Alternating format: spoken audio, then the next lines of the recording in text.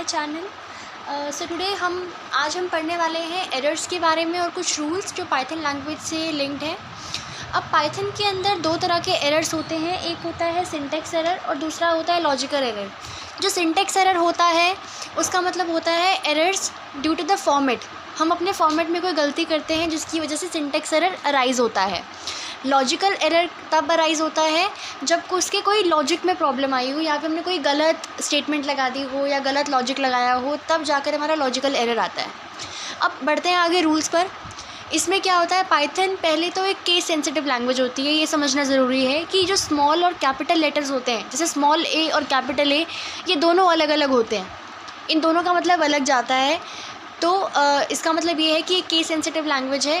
अगर आप एक वेरिएबल स्टोर कराते हैं तो एक ही उसमें रखिए, एक ही पैटर्न में रखिए, क्योंकि जो आपका स्मॉल वाला है और कैपिटल वाला है ये दोनों अलग अलग तरह से ट्रीट होते हैं।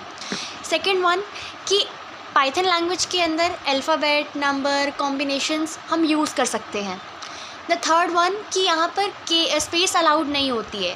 अगर आप करते हो फ्रूट्स अंडरस्कोर एप्पल, ये आप अलाउड नहीं हो सकता, बिकॉज़ उसके बीच में आप स्पेस को छोड़ नहीं सकते हो।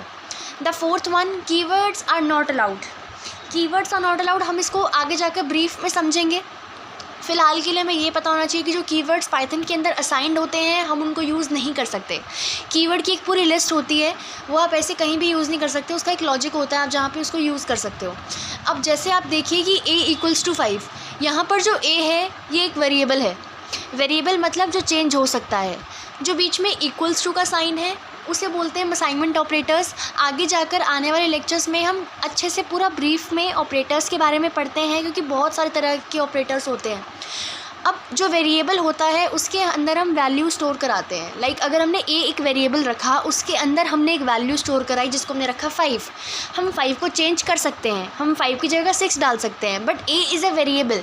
आप a के अंदर ही स्टोर कराएंगे, that is variable equal to value. So this is it for the today's lecture. आने वाले लेक्चर्स में हम फंक्शंस और डेटा टाइप के बारे में समझेंगे। Till then good bye.